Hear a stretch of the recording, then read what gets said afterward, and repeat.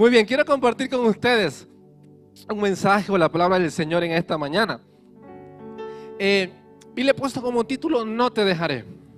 Un título muy cortito, pero tan profundo que vamos a hablar de cosas importantes en esta mañana que van a inspirar, desafiar y a traer luz a nuestro corazón en este día. Por eso dígale a su vecino, no te distraigas, porque Dios quiere hablar a tu corazón, aún más. Vamos, dígaselo.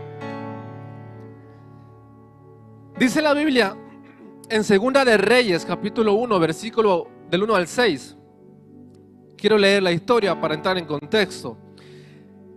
La historia de Eliseo, el profeta Eliseo. El capítulo 2 dice, el versículo 1, Eliseo sucede a Elías. Dice, vive Jehová y vive tu alma, que no te dejaré. Empieza el texto diciendo, el versículo 2 dice, aconteció que cuando quiso Jehová alzar a Elías en un torbellino al cielo, Elías venía con Eliseo en Gilgal. Y dijo Elías a Eliseo, quédate ahora aquí porque Jehová me ha enviado a Betel. Y Eliseo dijo, descendieron pues, dijo, de cierto no te dejaré, no me pidas que te vaya porque no te voy a dejar. Descendieron pues a Betel y salieron a Eliseo los hijos de los profetas que estaban en Betel y dijeron, ¿sabes que Jehová te quitará hoy a tu Señor sobre ti? Y él dijo, sí, yo lo sé, callad. Elías le volvió a decir, Eliseo, quédate aquí ahora porque Jehová me ha enviado a Jericó. Y él dijo, vive Jehová y vive tu alma que no te dejaré. Vinieron pues a Jericó y se acercaron a Eliseo los hijos de los profetas que estaban en Jericó y dijeron, ¿sabes que Jehová te quitará? Volviendo a repetir, hoy a tu señor de Elías. Y le respondió, sí, lo sé, callad. El versículo 6 dice, y Elías dijo, te ruego que te quedes aquí porque Jehová me ha enviado a Jordán. Y él le dijo, vive Jehová y vive tu alma que no te dejaré. Fueron pues ambos.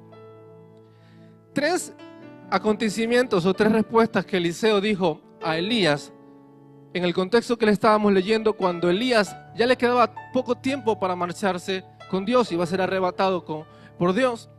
Y Eliseo siendo el discípulo, el aprendiz de Eliseo, le dice, no te voy a dejar aunque tú me pidas que te deje, si vas al Jordán, si vas a Betel, si vas a Jericó, no te voy a dejar. Aunque Eliseo insistía en cada proceso, en cada nuevo lugar donde iba a ir, él insistía, Eliseo, quédate porque tengo que ir allá. Y Eliseo, bien empeñado, decía, no te voy a dejar, yo voy a estar contigo hasta el final.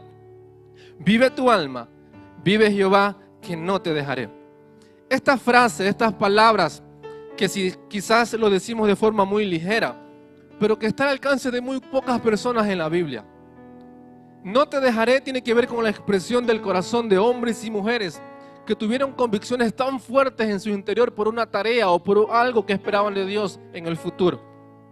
Usted se acordará la historia de Jacob cuando luchando con el ángel ya salía el sol y el ángel le dice, déjame porque tengo que marchar, el sol va a salir, y Jacob le dice, no te voy a dejar hasta que no me bendigas.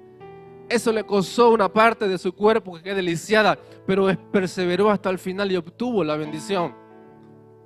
Una mujer llamada Noemí, que en el contexto de su suegra perdió a su familia cuando tenían que separarse porque ya no había hogar, sino que había dolor y luto en esa familia. Y le dice, la suegra le dice, vete, haz tu vida, yo no puedo darte más hijos, yo no puedo hacer más por ti. Ella dijo, no, tu Dios será mi Dios, tu pueblo será mi pueblo, donde tú vayas yo voy a estar. Convicciones tan fuertes que es un contraste con la actitud de muchas personas o de nuestra generación hoy en día, porque compromisos tan profundos tienen que ver con convicciones arraigadas, con raíces muy profundas que nos hacen mantenernos firmes aún cuando las cosas que vemos por delante no son las que esperamos. La historia de un profeta, Eliseo, que iba a ser el sucesor del gran profeta Elías, un hombre que había hecho milagros, que había hecho descender fuego del cielo, que mató a 450 profetas de una sola tandada en un momento. Un hombre que gobernó a Israel, que aconsejó a Israel con reyes. Un hombre que impactó a su generación. No era tarea fácil que le quedaba por delante a Eliseo. Pero esta frase, no le dejaré, es una frase que hoy tenemos que abrazar en esta mañana como un desafío y como una invitación de parte del cielo, para poder alcanzar las promesas, para poder llegar a cumplir el propósito que Dios tiene con nosotros en esta mañana. Las hazañas heroicas, hazañas que inspiran la vida, la biografía de mucha gente en libros, en la Biblia. Alguien dice que cuando leemos un libro, estamos ahorrándonos por lo menos 2 años de experiencia. Porque un libro no es una anécdota solamente, un libro tiene que ver con la vida de personas que atravesaron circunstancias, que luego la plasmaron en papel y que son enseñanzas que podemos tomar nosotros. La Biblia tiene que ver con enseñanzas y principios vitales que gente experimentó, vivió, y hoy quizás no tengamos que pasar las mismas circunstancias, pero podemos obtener sabiduría de esas vivencias y aplicarlo a nuestra vida diaria. ¿Cómo enfrentamos a la vida? Enfrentar la vida de una forma asertiva es el primer desafío en esta mañana. ¿Por qué? Porque el mundo siempre va a intentar moldearnos. El mundo siempre va a intentar tomar el control de nuestra forma de pensar. Siempre va a cuestionar nuestra forma de decidir. Decidir de forma asertiva es el desafío de plantar convicciones fuertes en nuestro corazón para cuando enfrentemos las circunstancias, el llamado, la adversidad, no nos movamos por las emociones ni por el entorno, sino que mantengamos firme en las decisiones o en el llamado que Dios tiene para nosotros. Hay frases que solemos escuchar o que alguna vez lo hemos dicho: yo por mis hijos muero, yo estoy dispuesta a morir por mis hijos. Y lo decimos de forma noble y no quiero decir que esté mal, pero a veces nos olvidamos de vivir de forma adecuada por esos hijos. Y esa es la parte central de lo que quiero hablar con ustedes en esta mañana. Vivir una vida de forma asertiva, con convicciones fuertes, enfocados, teniendo la seguridad de que el tiempo que estamos invirtiendo se está haciendo bien aprovechado, nos va a demandar un montón de desafíos, un montón de análisis, un montón de gigantes a los que tenemos que enfrentar. Pero los valores como la fidelidad, la integridad, la permanencia son valores que hoy escasean y que yo sé que en esta mañana hay un montón. Aquí no, fuera, escasean valores como la fidelidad, la permanencia y la integridad de los corazones. Y más que hablar de los milagros de Eliseo, quiero hablar del corazón de Eliseo. Usted en casa puede entrar a leer luego lo que hizo Eliseo después. Obtuvo la doble porción de la unción sobre Elías, hizo el doble de milagros y también impactó a su generación. Pero a veces nos olvidamos o nos centramos o pasamos por alto y nos enfocamos solo en la unción, en los milagros, en el poder. Pero pasamos por alto que para sostener la unción necesitamos el carácter correcto y el corazón puesto en el lugar correcto. Y por eso quiero hablar de 2 puntos que creo que formaron el carácter de Eliseo para sostener tal unción, para dejar tal legado y para inspirar nuestras vidas en esta mañana. Lo primero que veo que Eliseo hizo es que asumió el costo de su identidad. ¿Por qué dices esto, Jonathan? Le pongo en contexto. Eliseo estuvo alrededor de 10 años sirviendo a Elías. Elías no fue el Papa Juan Pablo. Elías no fue un hombre apacible, buen-humorado, amable, amoroso. Si usted lee la biografía o la historia de Elías, era un hombre rudo, un hombre que vestía de forma diferente, no se casaba con nadie. Es más, cuando alguien no le cuadraba y se acercaba delante de él porque era enviado por un rey, no le costaba nada decir: Señor, que descienda fuego y los consuma. Y sucedía. Elías era un hombre de poca paciencia, un hombre ya con edad avanzada, un poco gruñón. No mire a nadie, por favor. Pero a veces pensamos que, wow, qué unción tenía Elías. ¿Qué unción obtuvo Eliseo? Yo quiero la unción de Eliseo, que fue la doble porción de Elías. Pero la pregunta es: ¿estamos dispuestos a aguantar 10 años sirviendo a Elías? ¿Estamos dispuestos a servir a los pies de un hombre que no siempre tuvo las mejores formas para tratar seguramente, pero que se mantuvo firme hasta el final de su carrera? Y por eso Lo primero que trabajó Elías, y creo que tomó conciencia en esto, que tomó el costo de su identidad. Una identidad rota, una identidad que está débil, es una identidad que está destinada a perderse en el camino y a engancharse en cualquier circunstancia que la vida le está ofreciendo. Una identidad sana, una identidad saludable, es una identidad que me va a ayudar a vencer, a pararme firme frente a la adversidad y a no moverme si Dios me está llamando. Una identidad frágil es la sentencia para una vida infeliz y marcada por la frustración y los que hubiera pasado si lo hubiera hecho. Es tan importante abrazar una identidad o la conciencia de trabajar en nuestra identidad, porque podemos anhelar mucha unción, podemos anhelar muchos milagros, podemos anhelar muchos proyectos, pero en una identidad rota, todo se me va a desvanecer o se me va a perder en el camino. Elías o Eliseo, la Biblia no da tantos detalles de cuál fue la reacción de Eliseo durante todo su tiempo de servicio a Elías. Libros de historia que hablan del carácter y de Elías y de Eliseo, pero entendemos que no fue un contexto fácil. Desde el llamado de Eliseo, el llamado no fue nada fácil. Cuando Elías le pasó el manto, Eliseo no le dijo: Eliseo, vengo a llamarte en el nombre de Jehová, vengo a traspasarte el manto de la unción, quiero que me sigas porque Dios te está llamando. No pasó eso. Elías solo pasó por cerca de Eliseo y le tiró el manto. Eliseo sorprendido le dice: ¿qué pasó aquí? Me estás llamando, yo sé que Dios me está llamando, siento algo, espera que me despide, espera que trabaje. Eliseo en pocas palabras le dijo: haz lo que quieras, yo no tengo nada que ver contigo. Circunstancias tan difíciles, pero que con una identidad débil, en una identidad frágil, nos podemos perder las mayores oportunidades que Dios nos está poniendo enfrente de nosotros. En esta sala hay más de 300 personas.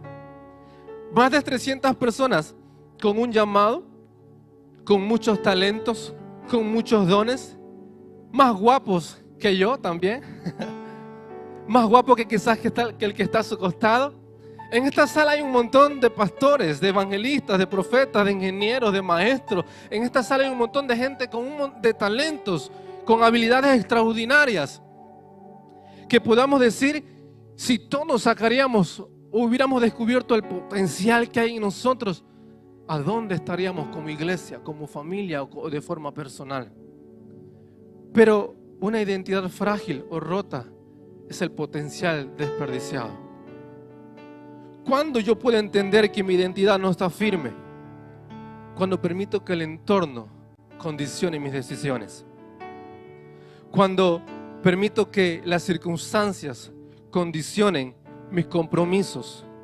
Cuando permito que la adversidad sea el lugar de perderme, de estancarme y no una oportunidad para poder volverme más fuerte. Un corazón dividido es un propósito perdido en el camino. Un corazón dividido en doble visión, en una identidad que aún no está firme, es imposible que sirva a Dios con plenitud y descubra el potencial que Dios tiene dentro de ellos a plenitud. Eliseo es un ejemplo de unción, pero es un ejemplo de carácter, porque supo mantenerse firme aún cuando las circunstancias no eran como esperaban. Supo mantenerse firme aún cuando su llamado de cara a Dios no fue con luces y con pirotecnia y con tanto protocolo. Eliseo supo mantenerse firme aún cuando Elías por 3 veces le dice: Eliseo, vete porque yo tengo que ir allá, déjame tranquilo, en otras palabras. Pero él ahí insistente: no te voy a dejar, vive Jehová que no te voy a dejar, no te voy a dejar. Y la pregunta en esa mañana es: ¿qué nos falta para poder tener la convicción de Eliseo en el corazón de decir: no voy a dejar a Dios, no voy a dejar mi familia, no voy a renunciar a mi llamado, no voy a dejar que este pecado, esta influencia me venza, porque quiero llegar al final de mi carrera, al final de la meta, hacia donde Dios me llevó? ¿Qué nos falta en esta mañana? Familia, iglesia, tenemos que ser conscientes que no podremos controlar el clima. Hoy yo por más que quizás, puede ocurrir un milagro, claro que sí, pero yo no puedo decirle: vamos a orar en esta mañana para que la lluvia pare y así toda la iglesia pueda venir sin mojarse. y no tengan que usar paraguas y no hagan sabanazo allí en el sofá ni en la cama, y que todos podamos. Yo no puedo orar, claro que sí, puede haber un milagro, pero no puedo controlar el...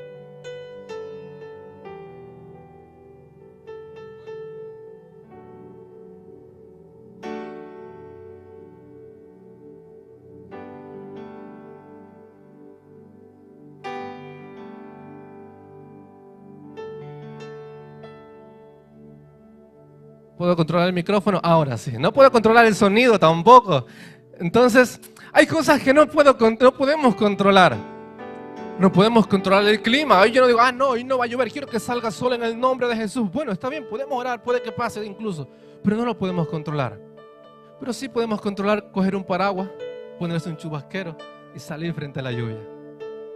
No podremos controlar si, no quiero que haga frío, Señor. Hoy que la temperatura suba a 25 grados porque no me gusta el frío. Y está bien, puede que suceda. Pero sí puedo ponerme una chaqueta, una bufanda, un gorro y caminar hacia adelante. Hay circunstancias, hay cosas que no vamos a poder controlar. Pero lo que no podemos o no debemos hacer es quedarnos estériles, quietos, esperando que el sol salga y yo inactivos. No podemos esperar que la vida nos sorprenda no haciendo nada y esperando que todo esté a mi favor, que toda la gente me entienda, que Dios me hable como yo espero que me hable, que Dios haga todos los milagros que estoy anhelando, que Dios cambie a mi esposo, no cambie de esposo, sino que cambie a mi esposo, que Dios cambie a mi esposa, que Dios controle a mis hijos, porque Dios mío, no hay quien los pare. No podemos o no debemos esperar que el sol salga para que nos pille en el camino viene un amanecer nuevo de parte de Dios. Quedarme en casa quizás en ámbitos de clima quizás no es nada malo, pero aplicado a la vida, al llamado, a los propósitos que Dios tiene, quedarte en un lugar estéril, quieto, esperando que las cosas sucedan, puede ser una vida perdida y un propósito destruido en el camino. Por eso es tan importante enfocar nuestro corazón en el carácter, porque así como no podemos controlar el clima, no podremos asegurar la economía que tendremos mañana, podremos trabajar, esforzarnos, no podremos saber cómo va a ser nuestra relación de matrimonio, podremos consagrarnos a Dios, nuestra casa, nuestra familia, nuestros hijos. No podremos controlar cómo va a resultar nuestro cuerpo de aquí a 20, 30 años, pero podremos trabajar nuestro cuerpo de forma saludable. Esperar que las cosas cambien, esperar que las cosas estén en calma, nos puede llevar toda una vida, pero solo tenemos una vida para disfrutarla y aprovecharla. El viernes hablábamos con los jóvenes la importancia de vivir una vida enfocada, servicial y libre, porque decíamos que nos acostumbramos que quizás en los videojuegos tenemos la oportunidad de siempre volver a reiniciar el juego. Juego la Play, juego a los niños, los muchachos que saben mucho de esto. Bueno, reinicio la consola y tengo nuevas vidas, me dan 10 vidas más. Tengo un truco y obtengo una vida más. Pero en la vida real solo tenemos una vida en esta tierra. Y no hay prueba ni error. Hay una. Como la hemos enfocado, como la hemos vivido, es la vida que vamos a disfrutar en el mañana. Enfrentar la vida, enfrentar el desafío, el llamado que Dios tiene para nosotros, sin afirmar que nuestra identidad no esté puesta en la gente, no esté puesta en los resultados, no esté puesta en la opinión de los demás, sino que esté afirmada en el corazón y en las promesas de Dios, es trabajar o asumir el costo de nuestra identidad. Familia, iglesia, no podemos poner el éxito, nuestro futuro o el resultado de lo que Dios tiene con nosotros en manos ajenas, porque nadie va a poder tratarte mejor que tú mismo. Nadie va a poder entenderte más que tú y el Señor de forma asertiva. Detrás de cada expresión de enojo, de rencor, de duda, de incertidumbre, siempre va a haber un dolor que no se ha sanado. ¿Por qué es importante saber esto? Porque hay, como decía hace un momento, que hay un montón de gente con más talentos, con más dones, con más unción que muchos de los que solemos estar aquí en el altar predicando de forma visible. Pero ¿por qué no hemos descubierto? ¿Por qué no hemos tomado la decisión? ¿O por qué no hemos conseguido desarrollar el potencial a plenitud en nuestro corazón o en lo que Dios tiene para nosotros? Porque no hemos afirmado nuestra identidad por causa de heridas que no hemos sanado a tiempo. Eliseo pudo haber dicho, mira, este profeta me trata muy mal. Yo no le voy a aguantar a este viejito gruñón tantos años. Yo lo dejo. Dios ya me llamará de otra forma. Eliseo pudo haber dicho, yo ya me cansé. Yo no estoy para aguantar estas cosas. Son 10 años, Señor, y ahora me pide que lo deje. Son 10 años que llevo siendo fiel, sirviendo, y ahora me pide que lo deje. Todos tenemos la oportunidad y la decisión en nuestras manos de reaccionar para bien o para mal en las circunstancias. Pero una identidad trabajada es tomar las decisiones no por lo que siento en el momento, sino por lo que tengo que hacer de forma asertiva y correcta. El enojo, la depresión, la ansiedad, la ira, el temor desmedido, nunca son defectos de fábrica, sino son heridas y traumas del alma y de la identidad que necesitamos sanar a tiempo. Cuando usted conoce a alguien que es muy airoso, que el temperamento no lo puede controlar o que siempre está ofendiendo, no quiero decir que esté bien, pero déjeme decirle, hay una herida en ese corazón que no está siendo reconocida en primer lugar y no está siendo sanada en segundo lugar. Por eso es necesario, iglesia, que tomemos el control de nuestra identidad. ¿Qué te hace falta hoy sanar para que tengas la identidad saludable, para que disfrutes quién eres y disfrutes lo que tienes hoy en tus manos? ¿Qué te hace falta? Porque no podemos tener todo para ser felices. Debo ser feliz con lo que tengo. Pero no hablo de una felicidad emocional solamente. Hablo de un principio de gozo, de esperanza, de que soy agradecido con Dios por lo que tengo. Un esposo, una esposa, hijos, trabajo, no trabajo. Tengo lo necesario para poder disfrutar de una vida plena, libre y una vida con propósito. Iglesia, los principios y el orden siempre va a ser igual. Mateo 6:33. Primero el reino de Dios y su justicia. Nunca al revés. No pretendamos buscar la unción si antes no hemos aprendido a cultivar el reino en nuestro corazón. No pretendamos soñar solamente en grande si antes no hemos aprendido a cultivar el reino en nuestra vida. Los principios no cambian. Podremos pasar toda nuestra vida invertida de forma incorrecta, buscando las bendiciones, buscando la seguridad, buscando la plenitud, buscando los placeres, y al final de cuentas nos llegamos a los años más débil de nuestro cuerpo y nos encontramos que aún hay cosas que nos han faltado y lo que Dios tenía conmigo se quedó en el ayer. Dios ha puesto en nuestras manos bendiciones, iglesia. Dios ha puesto en nuestras manos bendiciones, familias que tenemos y podemos disfrutar. Uno de los grandes problemas que tenemos hoy en día es la soledad y los corazones infelices.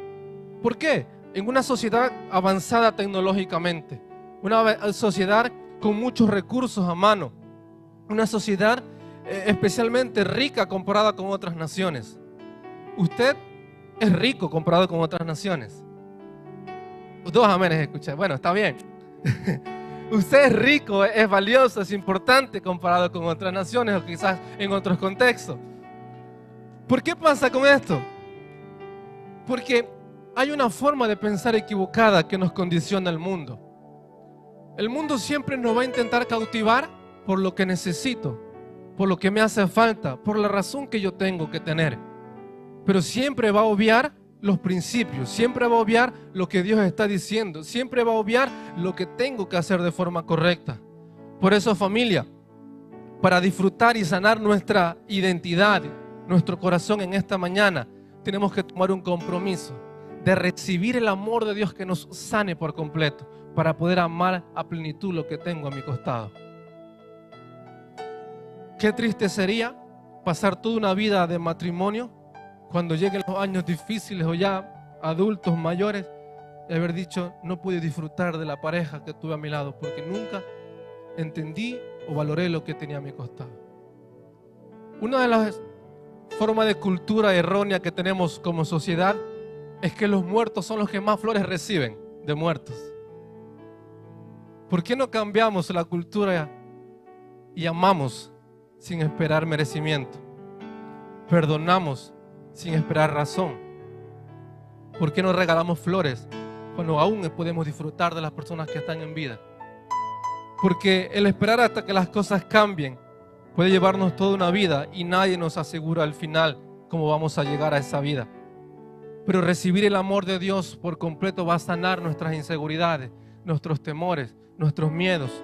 Recibir el perdón de Dios va a liberarnos de la carga de la culpa, del pecado, del pasado. Recibir el manto del llamado de Dios me va a dar un motivo para levantarme cada mañana, cambiar, tomar la decisión de qué me falta para ser mejor, qué me falta para ser feliz, qué me falta para disfrutar lo que tengo, qué me falta para ser fiel a Dios. Abrazar el manto del llamado de Dios sobre nuestras vidas. Pero asumir el costo de nuestra identidad pasa por 4 fases que quiero dejarle brevemente en esta mañana. Cuando Eliseo o Elías marchaba o venían de Gilgal, Gilgal tiene que ver con el lugar donde se preparó, se fundó la escuela de profetas de Elías. Lugar de enseñanza, lugar de aprendizaje, lugar de los inicios. ¿A cuántos les gusta el olor a ropa nueva? Levante su mano. No ropa sucia, no, ropa nueva. ¿Sabe que las cosas nuevas dan gusto? ¿A qué sí? Lo nuevo es bonito, zapatillas nuevas, ropa nueva, el olor está bien, casa nueva, iba a decir familia nueva, pero que no se tome en mal sentido. Una nueva temporada. Lo nuevo es llamativo, es bonito, pero familia, iglesia, lo nuevo no es para siempre. ¿Qué pasa? Las frustraciones siempre van a tocar la puerta de nuestro corazón cuando pensamos que lo nuevo o la ilusión del nuevo va a ser todos los días igual. No, Dios no dijo que todos los días disfrutaré cosas nuevas. Dios dijo que cada día hay una nueva oportunidad para disfrutar las misericordias de Dios. Es diferente. Entonces Gilgal simboliza el lugar de inicio, de enseñanza, de aprendizaje. Familia, recibe la instrucción necesaria que Dios está moldeando en tu vida hoy en día.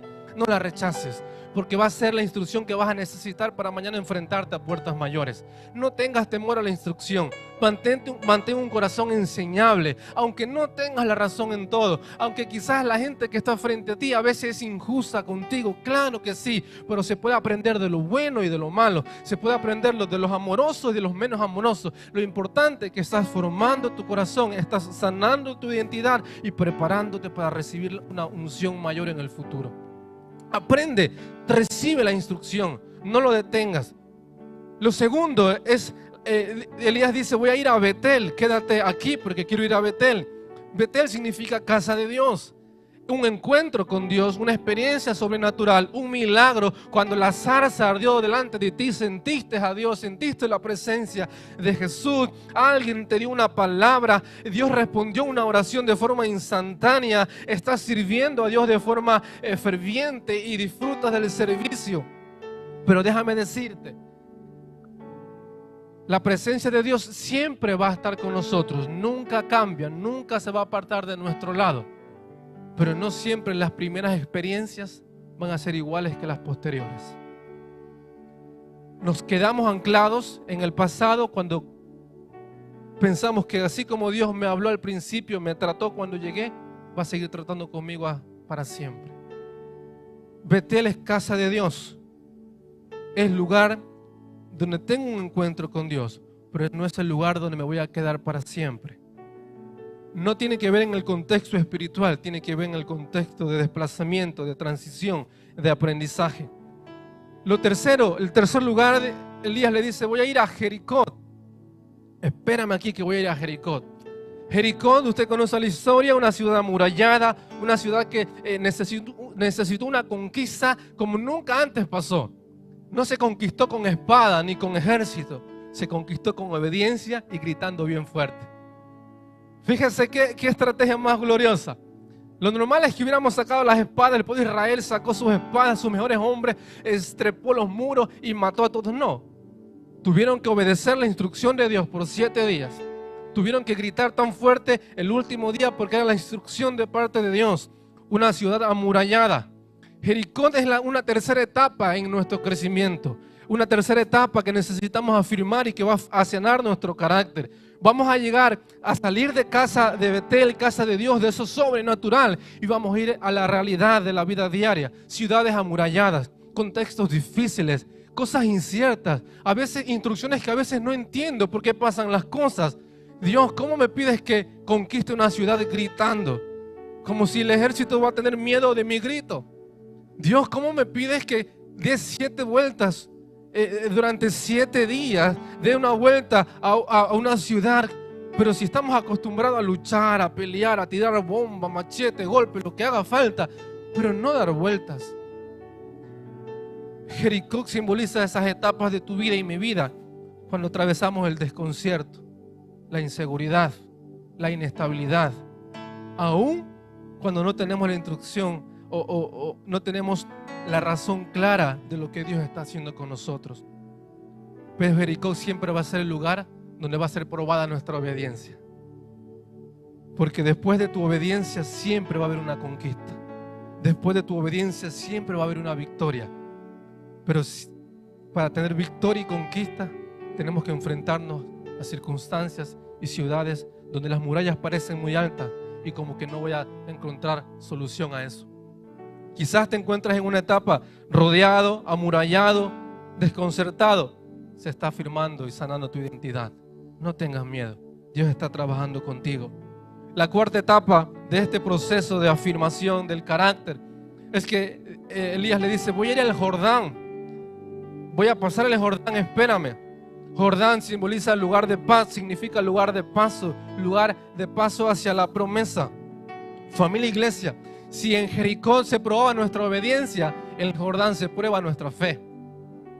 Si en Jericó se probaba la obediencia, la instrucción, en el Jordán se prueba cuánta fe vas a tener en tu corazón de creer lo que Dios tiene para ti. No solo ahora de este lado de la orilla, sino del otro lado del río que te espera por cruzar. Jordán siempre va a ser un lugar de paso, donde tenemos que mojarnos quizás la punta de los pies, donde tenemos que activar nuestra fe. El manto, lo que tengas en la mano, un manto, una vara, que lo uses, que lo apliques, un talento, un don, un llamado, lo que tengas en tu mano, que lo pongas al servicio del Maestro, de Dios, y Él lo va a multiplicar y va a hacer milagros con eso. El Jordán siempre va a probar nuestra fe, aun cuando lo que tengo en mi entorno no suma o no parece muy acertado de cara a lo que yo pensaba que Dios tenía para mí. Cuando entendemos que trabajar el carácter es mi responsabilidad, la unción y los sueños que Dios tiene contigo van a ser el mejor regalo que vas a poder disfrutar en tu vida presente y futura. Una iglesia, un hombre, una mujer, un matrimonio que permanece firme en las circunstancias, es una iglesia que está siendo transformada, formada y encaminada hacia cosas mayores. No podemos olvidar que Dios pone los milagros, Dios pone la unción, Dios pone la tierra prometida, pero sanar mi corazón es una responsabilidad adquirida. Afirmar mi identidad es enfrentar las circunstancias no como una tormenta, sino como una posibilidad para que mi vida se convierta en más fuerte.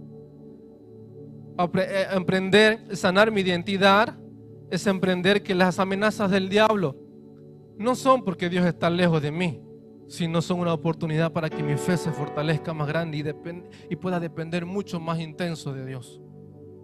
Iglesia, familia, trabajemos en nuestra identidad, porque va a ser el soporte donde se va a depositar todo lo que sueñas o anhelas tener de parte de Dios. Para Dios no es nada imposible despertar los dones y los talentos que ya están en ti, pero sí necesitamos sanar lo que en nuestro interior está causando grietas y heridas, para que cuando enfrentemos el proceso no huyamos, no abandonemos, sino que nos mantengamos firmes hasta el final. El segundo principio que formó el carácter de Eliseo, pueden haber muchos más, pero solo quería dejarle 2. Primero, él entendió que tenía que trabajar en su identidad, no dependía de Elías, no dependía incluso de Dios. Lo segundo, él entendió que la unción que iba a reposar sobre su vida era para servir a su generación. Hay una historia en 2 de Reyes, capítulo 3, versículo 9 al 11, quiero leerlo de forma muy rápida. Dice, 2 de Reyes 3, 9 al 11, dice: salieron pues el rey de Israel, el rey de Judá y el rey de Edom. Y como anduvieron rodeados del desierto 7 días de camino, les faltó agua para el ejército, para las bestias que los seguían. Entonces el rey de Israel dijo: que ha llamado Jehová a estos 3 reyes para entregarnos en manos de los moabitas. Mas Josafat dijo: ¿no hay aquí profeta de Jehová que consultemos a Jehová por medio de él? Y uno de los siervos del rey de Israel respondió y dijo: aquí está Eliseo, hijo de Safat, que servía a Elías. Un poquito más adelante, el versículo 15 al 18 dice esto: mas ahora traerme un tañedor. Y mientras el tañedor tocaba, la mano de Jehová vino sobre Eliseo, y quien dijo: así ha dicho Jehová, haced en este valle muchos estanques, porque Jehová ha dicho así: no veréis viento ni veréis lluvia, pero este valle será lleno de agua, y beberéis vosotros y vuestras bestias y vuestros ganados. Y esto es cosa ligera a los ojos de Jehová. Entregará también a los moabitas en vuestra mano. El contexto de esta historia es cuando Eliseo ya empezó a hacer los milagros. Cuando retornó, cuando Elías fue llevado, él volvió, cruzó el Jordán, abrió el río otra vez. La unción ya estaba sobre Eliseo, estaba ya, había milagros, ya estaba su identidad de profeta. Y se encuentra en una historia muy llamativa. 3 reyes, Israel, Judá, 3 reyes que van a compartir, van a enfrentarse a batalla contra los moabitas. En la buena intención de pelear, luego el contexto usted lo puede leer en casa, para detener a los moabitas, se van por el desierto, 7 días de camino y se les termina el agua, no hay dónde sacar agua. Aquí necesitamos ayuda. 3 naciones representadas con ejércitos que dependían de esa victoria, dependían de lo que iba a suceder en ese desierto y luego en el enfrentamiento con los moabitas. Circunstancia muy difícil, una circunstancia de vida o muerte, donde los reyes se quedaron sin armas, sin herramientas, sin estrategias, pero consultaron a alguien que podría ser la voz de Dios para su vida. Familia, iglesia, una fe que va madurando, una fe que va siendo más fortalecida, es una fe que entiende que la oración no me exime de la acción y del trabajo. La oración no va a hacer todo el trabajo que yo tengo que hacer en mi vida y lo que está en mi parte. La oración es necesaria, es vital, es incuestionable, pero no es el todo, porque hay una parte que está en mis manos. Cuando estos 3 reyes buscan consejo a Eliseo, Eliseo dice: porque tengo estima a Josafat, no los voy a consumir y voy a orar a Dios. Traigan un músico para que adoremos juntos y escuchen la instrucción de Dios. La unción que estaba sobre Eliseo tenía un propósito, iglesia, familia. Los años de servicio a Elías, los años de proceso, incluso la invitación a que le deje al maestro y que para que lo deje caminar solo. Todo lo que pasó Eliseo tenía un propósito: ser la voz de Dios para su generación. Elías tenía un llamado sobre su vida que valió el precio de pasar años de proceso, de sanidad, de firmeza, de renuncia, porque había un propósito mayor sobre su vida. Familia, cuando nuestra vida, cuando nuestra mentalidad está solo puesto en las circunstancias, nos perderemos la magnitud de lo grande que Dios puede y quiere hacer con tu vida. No podemos tomarnos a ligereza el potencial que hay en tu interior y los propósitos que Dios ha sembrado en ti. Hay cosas grandes que aún no has descubierto. Hay cosas maravillosas que Dios ya sembró en ti, para las cuales Dios te preparó. Pero sí necesitamos tomar conciencia de que algo tenemos que hacer hoy. Algo tenemos que cambiar hoy. No todo el mundo te va a entender. Quiero darte una mala noticia. No todo el mundo te va a dar palmaditas en la espalda cuando decidas cambiar, mejorar o consagrar tu vida a Dios. No vas a tener el aplauso de todos. Es más, va a haber conflictos internos en tu corazón. Pero la respuesta es que una vida enfocada, una vida invertida en el propósito y en el llamado de Dios, va a ser una voz que prepara el camino del Señor y una voz que traduce el mensaje para toda una nación o toda una generación. Hoy en día hace falta voces, corazones, familias, jóvenes, adolescentes que se levanten con la integridad y el corazón convencido de ser un instrumento para las generaciones que hoy están y las que vendrán. Pero la pregunta es esta: ¿qué estás dispuesto a hacer por tu generación? Porque la unción y los propósitos pueden ser llamativos, pero ¿qué estoy dispuesto a hacer por mi generación? ¿Qué estoy dispuesto a cambiar, a dejar, a invertir para que mi familia no se repita lo mismo que sucedió antes? Para que mis hijos no atraviesen lo mismo que atravesé yo. ¿Qué estoy dispuesto a hacer para que la culpa, el pasado, el pecado no sea parte de la construcción que yo tengo por delante? Así como Jericó se conquistó por gritos y por obediencia a Dios, Dios le dice en este contexto: no veréis lluvia, no veréis vientos, pero yo les voy a dar la victoria. Caven zanjas, hagan pozos. En un sentido espiritual, cavar pozos y hacer zanjas, en otra versión, es enfocar nuestra vida en preparar el terreno para que los que vengan detrás nuestro puedan recibir a plenitud la bendición y la abundancia que Dios tenía preparado para nosotros.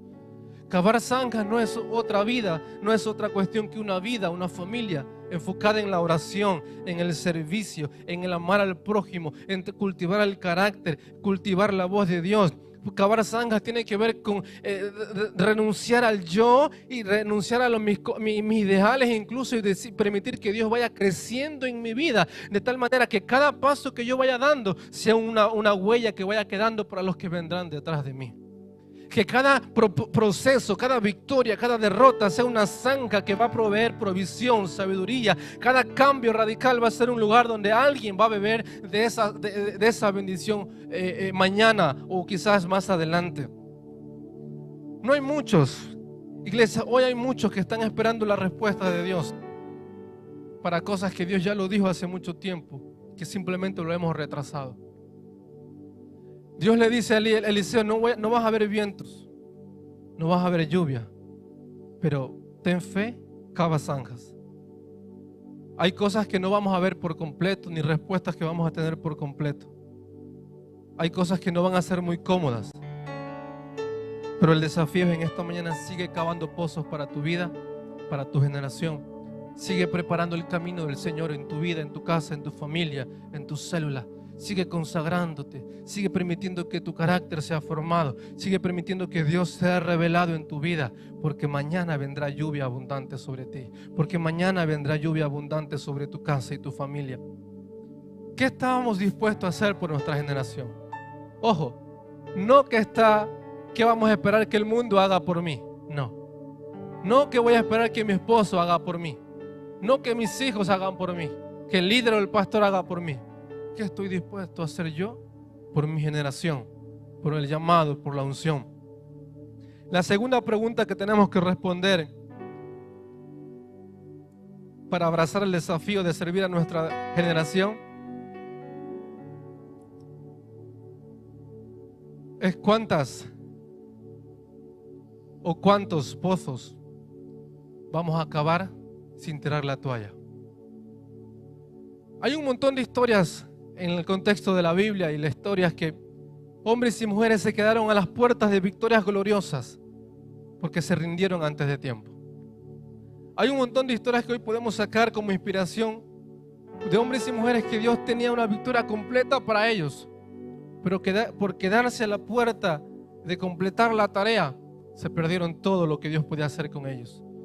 La tarea era hacer zanjas, porque vendría lluvia, dos promesas: vendría lluvia y vendría victoria sobre Moab.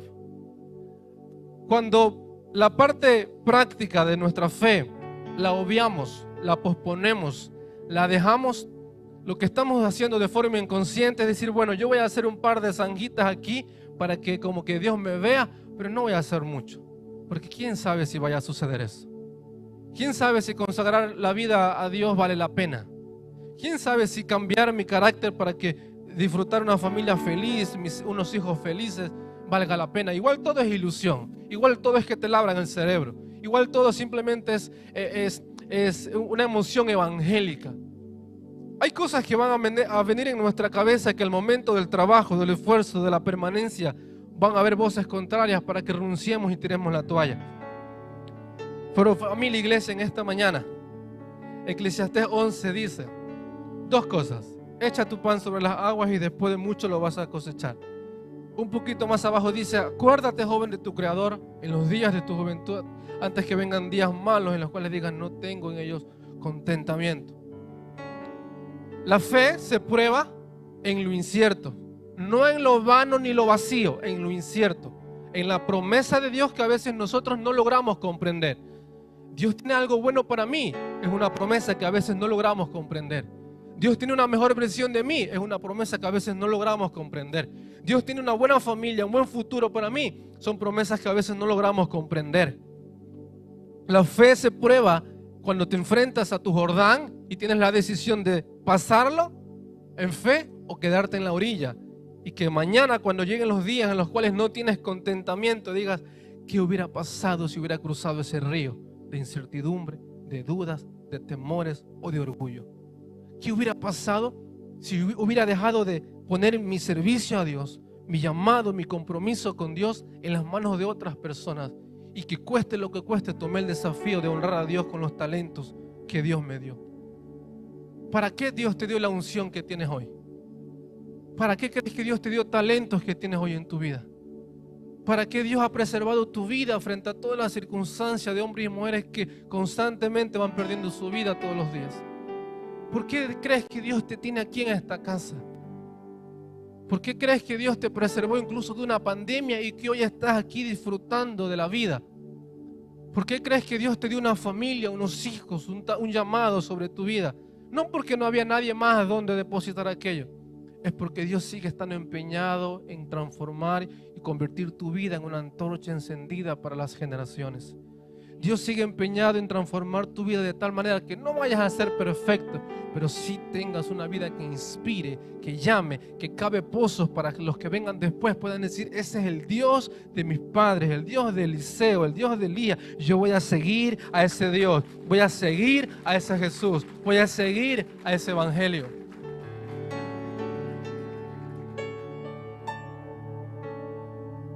¿Para qué Dios me dio la vida, talentos, dones? Es una pregunta que debemos responder cuanto antes. No te sientas mal si hoy no tienes la respuesta, pero sí es algo que tienes que preguntarle a Dios de forma urgente. Vengan, chicos. ¿Para qué Dios utilizó cada circunstancia a la que te has atravesado hasta el día de hoy? ¿Para qué Dios entregó su vida en la cruz, su sangre en la cruz por ti? ¿Para qué Dios se tomó tantas molestias de todas las veces que intentamos renunciar, tirar la toalla, o todas las veces que hemos dado la espalda a Dios? Él sigue insistentemente como Eliseo: no te voy a dejar, no te voy a soltar, no te voy a dejar, no te voy a soltar. ¿Para qué Dios te trajo esta mañana a este lugar? ¿Para qué Dios puso todo lo que hoy tienes como bendición, como sueños, como planes delante de tu vida? Solo tienes que mirar a tu alrededor y te vas a dar cuenta que eres bendecido, eres dichoso, eres valiente, eres conquistador, conquistadora, porque estás aquí en esta mañana. Solo tienes que mirar a tu entorno o tu pasado y puedas decir: Dios no me ha dejado solo, Dios ha estado conmigo, porque me rescató, me perdonó, cambió mi vida, me dio una nueva oportunidad.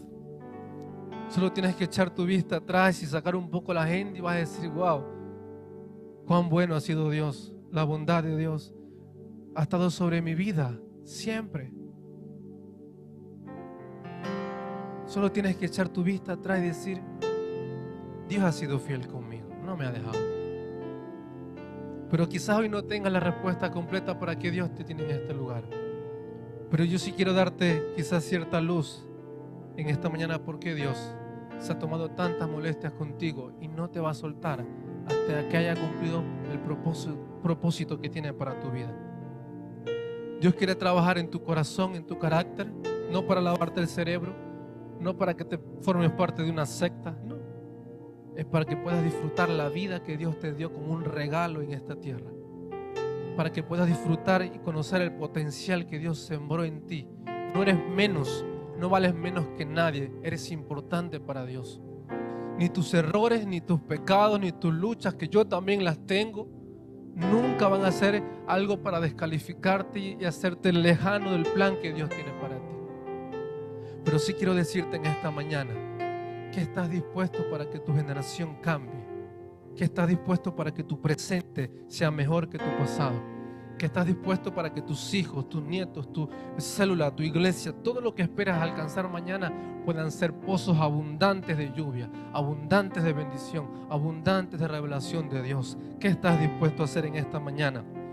Para que puedas decir como Habacuc 3:17, aunque la higuera no florezca, ni en las vides haya frutos, aunque falte producto en el olivo, y los labrados no den mantenimiento, y las ovejas sean quitadas de la majada, no haya vacas en los corrales, con todo yo me alegraré en Jehová y me gozaré en el Dios de mi salvación. Iglesia, familia, vendrá lluvia abundante. Iglesia, familia, vendrán bendiciones abundantes sobre tu vida.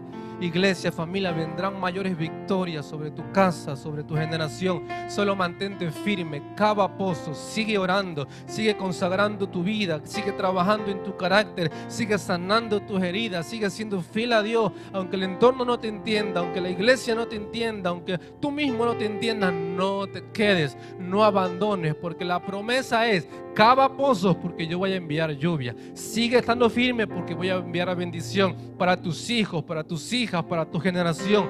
No te detengas porque vendrán mayores tiempos de victoria. Vendrán mayores tiempos de victoria. ¿Lo puedes creer? Vendrán mayores tiempos, vendrán mejores tiempos.